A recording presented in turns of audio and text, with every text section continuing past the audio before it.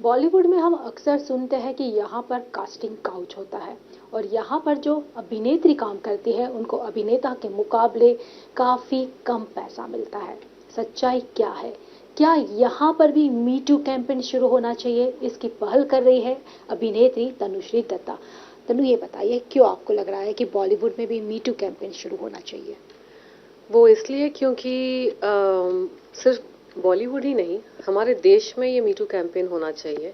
क्योंकि हम सबको पता है कि हमारे देश में कितना गंद मच रहा है औरतों के साथ, बच्चियों के साथ, बच्चों के साथ। और ये कैंपेन अगर यहाँ शुरू नहीं हुआ तो मुझे नहीं पता कहाँ होना चाहिए, क्योंकि हमारे देश में इतनी सारी जो घटनाएं हम सुन रहे हैं। और बॉलीवुड को खास मैं इसलिए सिंगल आउट करती हूँ क्योंकि ये वो इंडस्ट्री है जिसको सब फॉलो करते हैं। वो हेयर स्टाइल करते हैं तो हम सब फॉलो करते हैं, बॉलीवुड के स्टार्स की हेयर स्टाइल, उनका हेयर मेकअप, उनके कपड़े हम फॉलो करते हैं।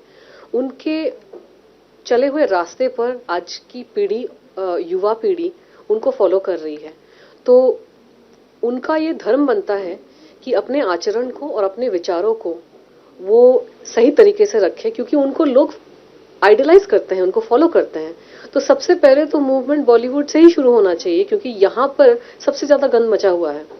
और मैं इसलिए इस बारे में बोल रही हूँ क्योंकि आज से कई कई साल पहले 2008 में मेरे साथ एक हरासमेंट का किस्सा हुआ था हॉर्न ओके प्लीज के सेट पर। और उस वक्त सबसे पहले मैंने इस बारे में मैंने चर्चा की थी, मैंने बात की थी, जिसका कोई असर नहीं हुआ, जिसका कोई रिजल्ट नहीं निकला और मेरी आवाज को दबा दिया गया था उस वक्त। क्या हुआ था एग्जैक्टली? तो हॉर्न ओके प्लीज इंसिडेंट की बात करती हूँ। उस वक्त मैं एक गाने की शूटिंग कर रही थी। वो जो पिक्चर थी वो बहुत ही छोटे बजट की पिक्चर थी और उसमें नाना पाटेकर एक लीड रोल में थे और भी कई एक्टर्स थे। और वो पिक्चर बिक नहीं रही थी। वो प्रोड्यूसर जो है वो पिक्चर को बेचने की काफी टाइम से कोशिश कर रहे थे, लेकिन पिक्चर बिक नहीं रही थी क्योंकि ये नाना पाटेकर और ये जो एक्टर्स थे उनकी कोई मार्केट वैल्यू नहीं थी। और उस वक्त मैं इंडस्ट्री में, मेरा काफी अच्छा मुकाम था, मेरी बहुत अच्छी मार्केट वैल्यू थी। तो जब भी ऐसी कोई फिल्म होती थी जिसमें मेरा कोई गाना या गेस्ट अपीयरेंस इंक्लूड कर दिया जाता था तो वो पिक्चर 100% बिक जाती थी मार्केट में।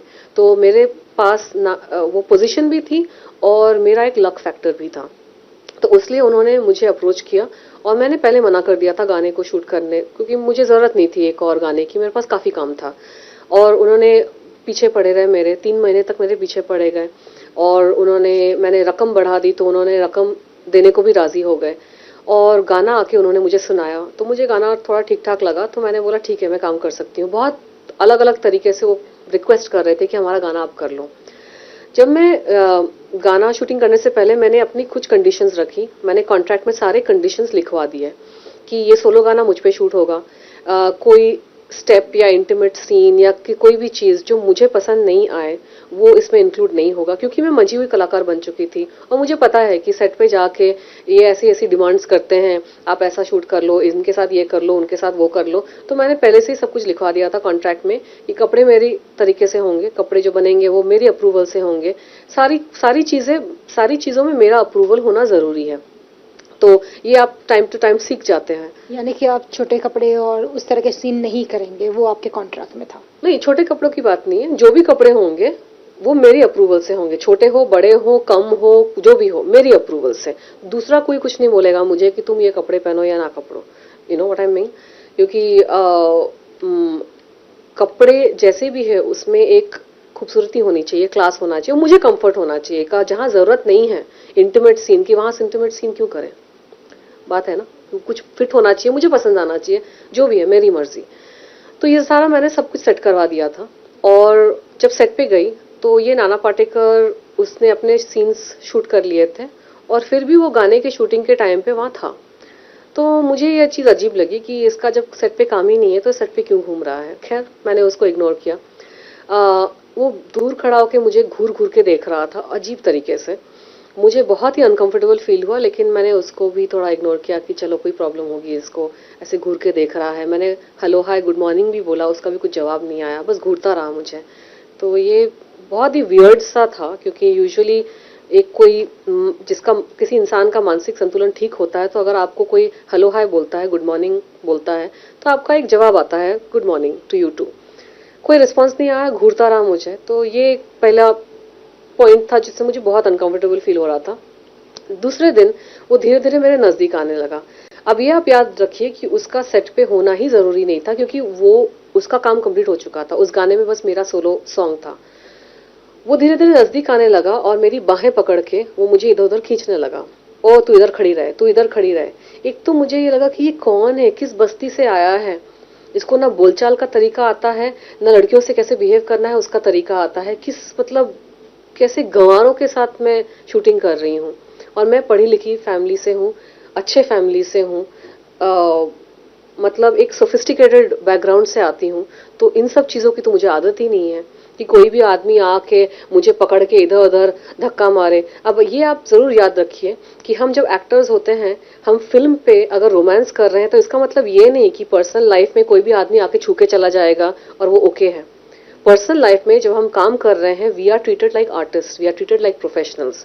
Nobody is allowed to come near us and touch us and talk to us any how.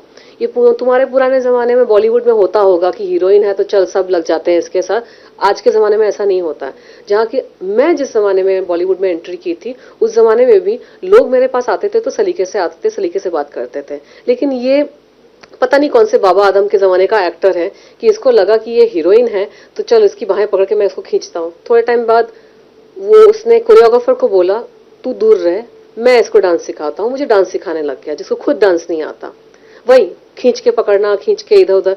तो ये इन सब चीजों से मैं थोड़ा शॉक्ड हो गई थी कि ये कैसा रफ बिहेवियर है, क्या है ये, मतलब क्या इसको प्रॉब्लम है, पिया हुआ है, ड्रंक है। देखकर उसको लग रहा था कि उसने नहाया नहीं है काफी दिन से, बदबू आ रही थी उसके बॉडी से, मुंह से भी बदबू आ रही थी। तो मुझे समझ में नहीं आया कि ये क्या है, is he not in his right mind, is he drunk, is he what is the problem, कि ये ऐसे बर्ताव क्यों कर रहा है, क्योंकि किसी एक्टर ने मेरे साथ इस तरह से बिहेव नहीं किया था। तो मैं थोड़ा घबराई हुई थी। तो मैंने ये सोच के मैंने डायरेक्टर और प्रोड्यूसर से कंप्लेन की, अलग अलग बुला के, कि देखो इसका बर्ताव मुझे सही नहीं लग रहा है, ये कुछ ज्यादा ही हद से ज्यादा नजदीक आ रहा है, ये सेट पे कर क्या रहा है, इसको तो सेट पे होना ही नहीं चाहिए। ये मेरा गाना है, मैं शूट कर रही हूँ, तो ये मुझे खींच क्यों रहा है, धकेल क्यों रहा है, और कोरियोग्राफर्स को क्यों बोल रहा है कि मैं इसको डांस सिखाऊंगा, मुझे क्यों डांस सिखा रहा है। मैंने कोरियोग्राफर का नाम रेकमेंड किया था गणेश आचार्य का, उस गाने की कोरियोग्राफी करने को, क्योंकि मेरी उस वक्त उतनी पोजीशन थी इंडस्ट्री में कि मैं अगर रेकमेंड करूं किसी स्टाफ को, चाहे कोरियोग्राफर हो जाए, हेयर मेकअप आर्टिस्ट हो जाए, तो लोग मुझे वो बेनिफिट्स मुझे दे देते, वो मेरी पोजीशन की बेनिफिट थी। तो लेकिन ये कोरियोग्राफर गणेश आचार्य, उसकी टीम भी इसके कहे अनुसार नाच रहे हैं बंदरों की तरह। ये बोल रहा है तू लोग तू हट जा, मैं डांस सिखाऊंगा, तो वो अलाउ कर रहे हैं उसको। तो मैं कंफ्यूज कि हो क्या था। मैंने प्रोड्यूसर डायरेक्टर से कंप्लेन किया, क्योंकि वो ही होते हैं थोड़े सीनियर सेट पे। उन्होंने मेरी बात नहीं सुनी, ना ही मेरी बात सुनी। बाद में आके उन्होंने ये डिमांड रखी कि नाना पाटेकर ने बोला है कि ये इंटीमेट सीन करना है आपको उनके साथ। तो मतलब मैंने खींचतान की कंप्लेन की, तो उस कंप्लेन को तो माना ही नहीं। अब उनका अलग से डिमांड आ गया है कि अब नाना पाटेकर के साथ आपको इंटीमेट सीन करना है। आप बताइए कौन सी लड़की मानेगी, जब ऑलरेडी इस तरह की हरकतें हो रही थी, बदतमीजी हो रही थी, अब मैं जाके उसके साथ इंटीमेट सीन करूं, क्यों? क्योंकि मेरे कॉन्ट्रैक्ट में लिखा हुआ है कि मैं नहीं करने वाली हूं। मेरे कॉन्ट्रैक्ट में लिखा हुआ है कि कोई भी सीन, कोई भी स्टेप अगर मुझे अनकंफर्टेबल फील हो तो मैं नहीं करूंगी। तो ये सब लिखा हुआ था, उसका काम नहीं था। अब अचानक से क्यों बोल रहे हो? ये तो मोलेस्टेशन का एक अलग तरीका है ना, कि अब काम की आड़ में ना मैं कुछ भी कर सकता हूँ। तुझे मेरे छूने से प्रॉब्लम है तो अब चल इंटीमेट सीन कर मेरे साथ, अब मैं जो भी करूंगा तेरे को झेलना पड़ेगा। प्रेशर डालने की कोशिश कर रहे थे। मैंने बोला मैं नहीं करूंगी ये सीन। मुझे बात समझ में आ गई, वहां पे मुझे पूरा गेम प्लान समझ में आ गया। मैंने बोला नहीं, I am uncomfortable, I will not do any step with him. आप लोग मैटर को सॉल्व करो। मेरे मॉम डैड आए, मैनेजर्स आए सेट पे, सारे सब कुछ, सब लोग सेट पे थे। इन लोगों ने मीडिया को बुला के उल्टी सीधी बातें मेरे बारे में बोलनी शुरू कर दी, क्योंकि अब तो मैं समझ गई थी मैं उनके चंगुल में नहीं फंसूंगी। उनके जो भी नापाक इरादे थे, अब उन पे सब पानी फेरने वाला था। तो उनका ईगो और हर्ट हो गया, कि उनको शायद आदत थी कि लड़कियों को इस तरह से प्रेशराइज करके, कॉर्नर करके, मतलब बाकायदा प्रेशर डाल रहे थे कि तुमको करना पड़ेगा ये सीन। जिस गाने में उसकी जरूरत ही नहीं है, उस गाने में जबरदस्ती कि चिपक लो उसके साथ, क्यों? और मेरे मना करने पर उन्होंने मीडिया को फोन किया, मीडिया को गलत इंफॉर्मेशन देके फोन किया कि ये क्या टैंट्रम थ्रो कर रही है, वैन में इसने अपने आप को बंद कर दिया है। इतने छोटे वैन्स होते हैं हमारे शूटिंग के, कोई बेवकूफी होगा अपने आप को वैन में 5 घंटे तक बंद कर देगा। और किसी ने ये पता करने की कोशिश नहीं थी कि वैन के अंदर कितने लोग थे। मेरी मॉम थी, मेरे डैड थे, मेरा मैनेजर था, मेरी हेयर ड्रेसर थी, मेरा मेकअप आर्टिस्ट था, मेरा स्पॉट बॉय था। और स्पॉट बॉय, हेयर और मेकअप आर्टिस्ट तो बाहर आ जा रहे थे। मेरे डैड भी वैन के बाहर आ जा रहे थे, प्रोड्यूसर से बात कर रहे थे, फिर आके हमसे बात कर रहे थे, सिचुएशन को सॉर्ट आउट करने की कोशिश कर रहे थे। बोल दिया बस कुछ भी। कितना आसान होता है हमारे देश में कुछ भी बोलना, नहीं? हाँ, उसने अपने आप को वैन में बंद कर दिया, बस अब बाकी लोगों ने सुना और छाप दिया। सोचो, इतने सारे लोग जो है, जो प्रॉब्लम को सॉल्व करने की कोशिश कर रहे हैं, आ जा रहे हैं वैन के बाहर, कोई वैन में बंद कर सकता है? और अगर किसी ने अपने आप को वैन में बंद भी किया है, दिस इज कॉमन सेंस, कुछ तो हुआ होगा उसके साथ जो उसने अपने आप को इस तरह से बंद किया। कोई नॉर्मल इंसान ऐसे ही जाके बंद कर देता है क्या? हमारी बॉलीवुड में हीरोज 10-10, 8-8 घंटे लेट आते हैं शूट पे, कभी आते हैं कभी नहीं आते हैं। आते भी हैं तो सेट पे बैठे रहते हैं, वैन के अंदर बैठे रहते हैं, पी रहे होते हैं, गप्पे लड़ा रहे होते हैं, और हीरोइन बाहर सेट पे वेट कर रही है, शूटिंग स्टार्ट होगी, तब कुछ नहीं। और यहां पे आप परेशान करो और मैं वैन के अंदर नहीं जाऊं। ऐसी ऐसे मैनिपुलेशन करके उन्होंने कहानियां रची, मतलब इस तरह से उन्होंने पूरी चीज को मैनिपुलेट किया कि सामने वाला सुनेगा तो सोचेगा कि, और सामने वाले को सोचना भी क्यों है? आप देख नहीं सकते हो कि पूरी गाड़ी को मेरी तोड़ा जा रहा है। बाद में उन्होंने एमएनएस पार्टी को बुलाया, राज ठाकरे की एमएनएस पार्टी, जिनका काम ही है ये सब दंगा फसाद करना। आज हमारे देश में आज मॉब लिंचिंग के बारे में इतनी बातें हो रही हैं। ये मॉब लिंचिंग ये राज ठाकरे एमएनएस पार्टी कब से कर रहे हैं? उनका काम ही है पैसे लो और मारधाड़ करो। जिसको भी जिससे प्रॉब्लम है वो राज ठाकरे को फोन करते हैं कि इनके मारधाड़ मारपीट करके आओ। तो मैं ये बात पूछना चाहती हूँ कि तुम लोग मराठी मानुस करके इस तरह के क्रिमिनल्स को सपोर्ट करते हो। तुम मराठी मानुस तुम हो, मानुस नहीं हो? इंसानियत भूल गए हो क्या तुम लोग सब? अपने धर्म, अपने जात, अपने पात में तुम लोग इतना घुल मिल गए हो कि एक क्रिमिनल तुम्हारे सामने क्राइम करके निकल जाएगा और वो मराठी मानुस। हमने उस वक्त कंप्लेंट भी की थी, पुलिस कंप्लेंट भी की थी, क्योंकि जब ये मामला हो रहा था, जब ये एमएनएस पार्टी तोड़फोड़ कर रही थी, उसके फुटेजेस भी है, आप पब्लिक डोमेन में है, सारा आप निकाल सकते हैं।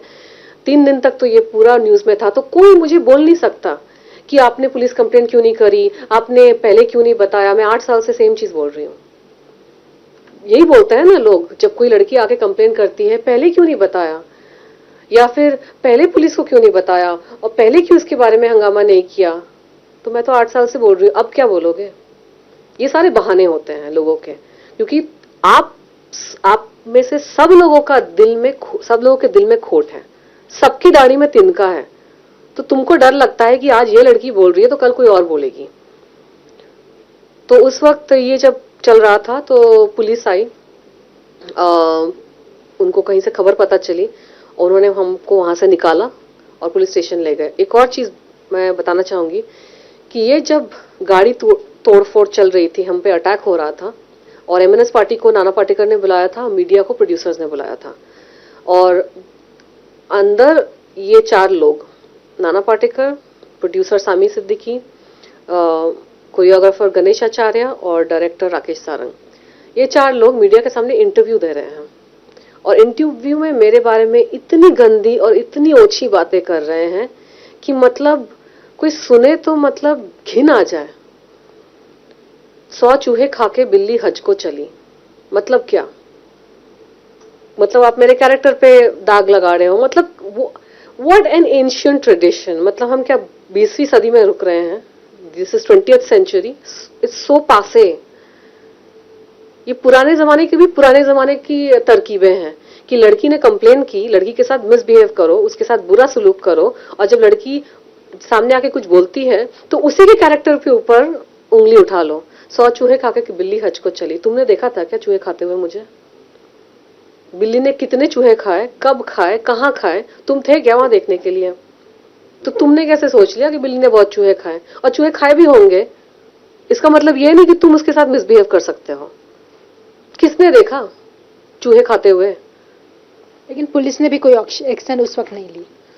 जहां तक हमारा सवाल है, हमारी हैरेसमेंट यहां नहीं रुकी, हमारी हैरेसमेंट पुलिस के साथ भी चलती रही, क्योंकि हमारे वहां पहुंचने से पहले काउंटर एफआईआर पहले हो चुका था। ये एक देश है जहां पे एफआईआर के पहले काउंटर एफआईआर हो जाता है। यही एक देश है जहां पे जिसके शरीर में बल है उसको आप सच्चा प्रूफ कर सकते हैं। यहाँ पे यही एक देश है जहाँ पे चोरी के ऊपर सीनाजोरी भी हो सकती है। हम पुलिस स्टेशन पहुंचे उसके पहले उन्होंने हमें उनका काउंटर एफआईआर दिखा दिया।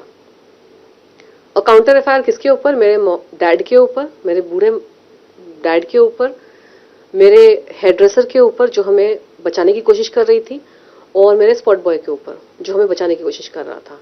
मेरा मैनेजर भाग गया, उस वक्त ही वो भाग गया था क्योंकि वो बहुत ही बूढ़ा था और वो डर गया था। और ये हेयरड्रेसर और स्पॉट बॉय ये दोनों लड़ रहे थे मेरे लिए गाड़ी के। अब फुटेज में देखेंगे गाड़ी के सामने वो पूरे क्राउड को कंट्रोल करने की कोशिश कर रहे हैं।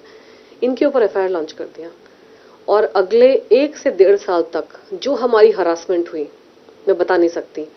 वो तो अच्छी बात है कि पुलिस स्टेशन हमारे घर के बाजू में है। Every now and then phone आता था। वो मेरी हेयरड्रेसर फोन करके बोलती थी, मैडम हमको लॉकअप में डाल दिया है, हमारे ऊपर एफआईआर किया है। हर 15 दिन में, 2 या 3 महीने में उनको बुला के लॉकअप में डाल देते थे। जो मुझे बचाने की कोशिश कर रहे, जो मेरी मदद करने की कोशिश कर रहे थे, और जो एक्चुअल ये 4 लोग प्लस जो राज ठाकरे एमएनएस पार्टी, उनमें से एक कोई बंदा लॉकअप में एक रात भी नहीं गुजारा। मेरे डैड को बार बार जाना आना, लॉयर्स को लेकर पैसे खर्च किए जाना, इतनी हरासमेंट मतलब वो हरासमेंट वहां नहीं रुकी, वो 1.5 साल तक चली, 1 या 1.5 साल तक चली। फिर सारा कुछ मामला बंद हुआ। तो क्या इसके कारण आपके करियर के ऊपर इसका इफेक्ट हुआ? इसके कारण मेरी मानसिकता में, माइंड पे इफेक्ट हुआ, मेरी सुकून पे इफेक्ट हुआ, मेरे दिल पे इफेक्ट हुआ। मेरी आत्मा टूट चुकी थी जब मैंने ये देखा कि ये लोग मुझे परेशान करके, मुझे हरास करके, सेट पे हरास करके, मुझ पे गुंडे छोड़ के, अटैक करके बच गए, निकल गए। और मेरी हरासमेंट अभी भी चालू है और इंडस्ट्री के लोग उनके साथ काम भी कर रहे हैं। अक्षय कुमार और रजनीकांत जैसे लोग उनके साथ आज भी काम कर रहे हैं। अक्षय कुमार ने तो पता नहीं कितनी फिल्में कर ली उनके साथ। शर्म करो यार, शर्म करो, शर्म आनी चाहिए तुम लोगों को। अपने आप को इतना बड़ा स्टार बताते हो और इस तरह के लोगों को सपोर्ट करते हो। आप क्या इसके बाद कहीं बार मेरी इच्छा होगी इस तरह की इंडस्ट्री में काम करने को, जब अब मैं देख रही हूँ कि मेरे साथ इतनी बुरी तरीके से सलूक किया गया और मेरी इंडस्ट्री के लोग मुझे सपोर्ट करने की बजाय, मेरे हित में बोलने की बजाय इनके साथ काम कर रहे हैं। They are doing movies with them. मतलब इनको कोई फर्क ही नहीं पड़ा है, कोई फर्क ही नहीं पड़ा है कि एक लड़की के साथ ऐसा हुआ, उसने कंप्लेन की। चलो कुछ आप कर नहीं रहे हो, एटलीस्ट इन लोगों को सपोर्ट मत करो, इनके साथ पिक्चरें मत करो। गणेश आचार्य के साथ सारे बड़े स्टार्स पिक्चरें कर चुके हैं, अभी भी कर रहे हैं। इन 8 सालों में उनका काम नहीं रुका। राकेश सारंग, सामी सिद्धि, इनके साथ क्यों काम कर रहे हो? क्यों अपने कर्म कांड को और फोड़ रहे हो? ऑलरेडी फूटे हुए हैं। क्यों अपने कर्मों को खराब कर रहे हो इन अधर्मियों का साथ देकर?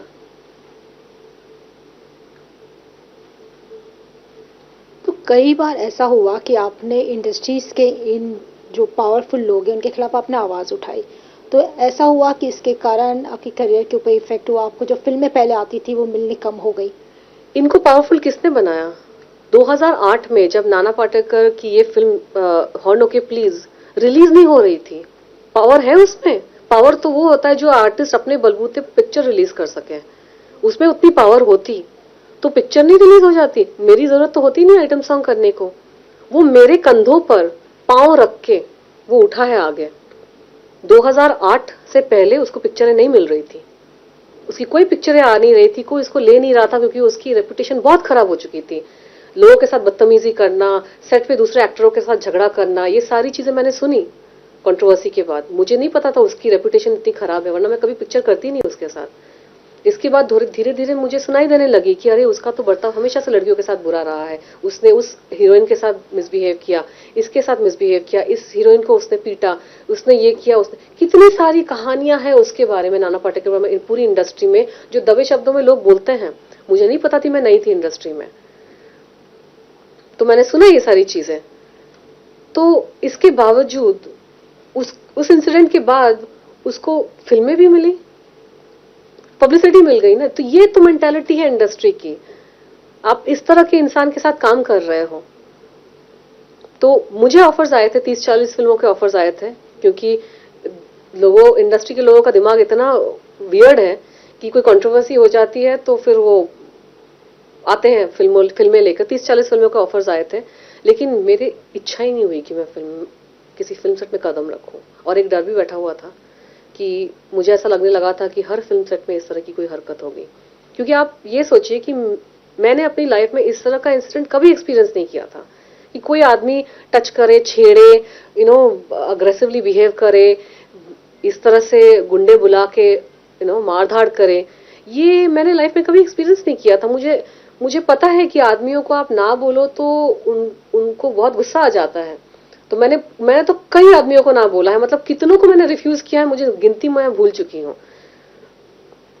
इस हादसे को 10 साल हो गया है, लेकिन फिर भी आज भी बॉलीवुड में खुलकर कोई इस बारे में बात नहीं करता।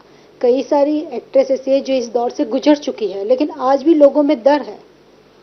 हाँ, क्योंकि मैंने जो एटीट्यूड देखा सेट पे, और जो मैंने बॉलीवुड का एटीट्यूड देखा सेट पे, मैंने देखा कि इनको लगता है कि वो किसी के साथ भी कैसे भी बर्ताव कर सकते हैं। मतलब जो एक पर्सनल बाउंड्री होती है और एक लहजा, एक तरीका होता है इंसान से बिहेव करने का, इनको लगता है कि ये खुदा बन गए हैं। इनको लगता है कि दे आर अबव एवरीथिंग, वो किसी के साथ भी कैसे भी बर्ताव कर सकते हैं। और इंडस्ट्री के लोगों को भी लगता है कि क्या हो गया, हम इन लोगों के साथ इतने गंदे, घटिया, गिरे हुए लोगों को ये सपोर्ट कर रहे हैं।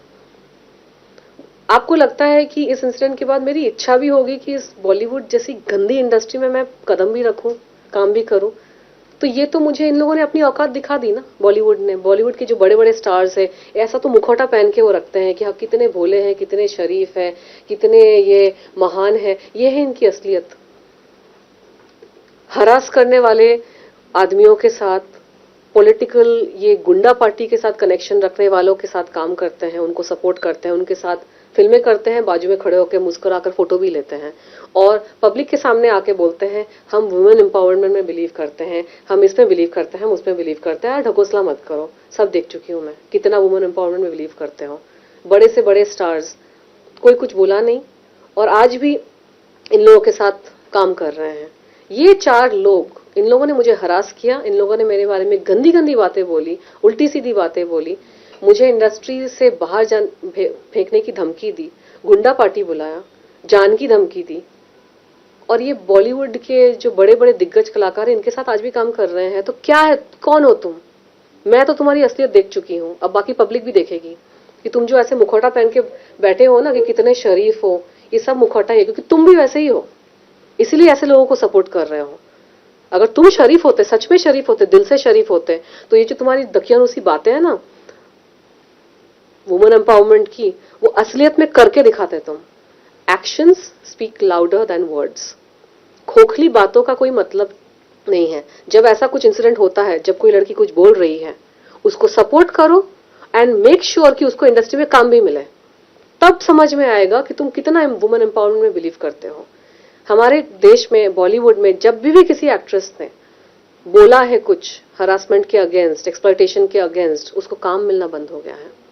मुझ पर ईश्वर की कृपा थी कि बोलने के बावजूद मेरे पास 30-40 फिल्मों के ऑफर्स आए, बड़े बड़े बैनर्स से, बड़े बड़े स्टार्स के साथ नहीं। ये मेरे पास कभी नहीं आएंगे, क्योंकि इनके खुद की दाढ़ी में तिनका है, खुद पता नहीं क्या करते हैं। उनको सबको मेरे से डर लगता है कि पता नहीं, इससे दूर ही रहो तो बेटर है।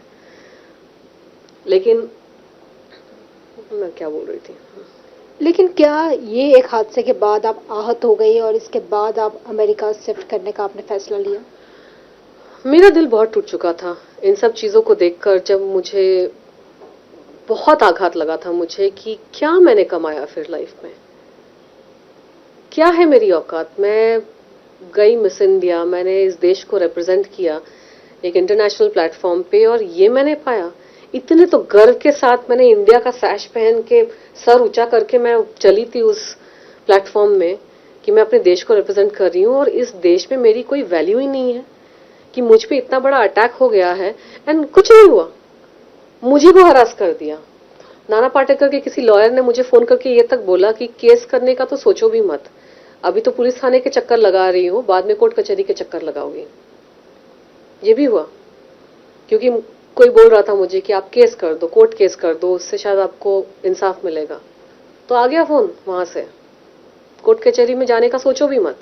हमारे देश में जब किसी औरत की आवाज को दबाने की कोशिश की जाती है, तो वही लोग कोर्ट कचहरी और पुलिस जिनका इस्तेमाल होना चाहिए लोगों को इंसाफ देने के लिए, उन्हीं का इस्तेमाल करते हैं ये लोग लड़की को और हरास करने के लिए।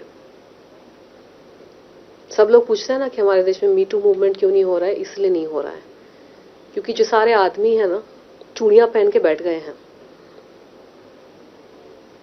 एक आदमी निकल जाए जो बोल बच्चन नहीं है, एक्चुअली कुछ कर रहा है, वरना तो सारे के सारे नपुंसक जैसे बैठे हुए हैं, आपस में ही एक दूसरे की शेखी बखार हो।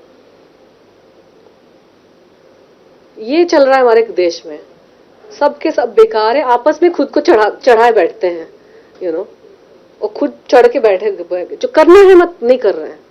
जिनको तुम्हारी मदद की जरूरत है, जिनको तुम्हारी हेल्प की जरूरत है, वो नहीं कर रहे हो, बस अपने आप को चढ़ाए जा रहे हो। पूरा पीआर मशीनरी सब कुछ मतलब सजा के अपने आप को संत दिखा रहे हो। कहां दिखा रहे हो, कहां जा रहे हो? सबको पता है तुम क्या हो।